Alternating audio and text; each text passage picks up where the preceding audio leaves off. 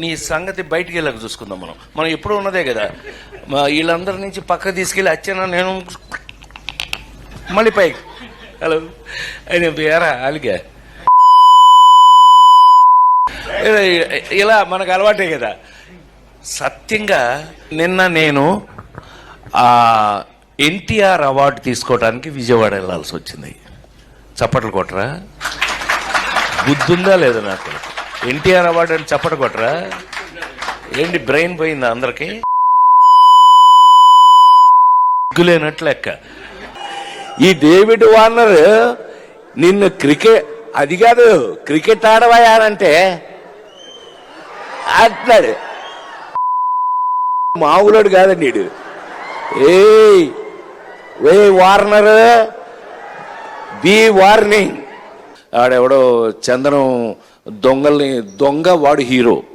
సరే హీరోల్లో మీనింగ్లు మారిపోయినాయి. నాకున్న అదృష్టం ఏంటంటే 48 సంవత్సరాలుగా I'm such a different hero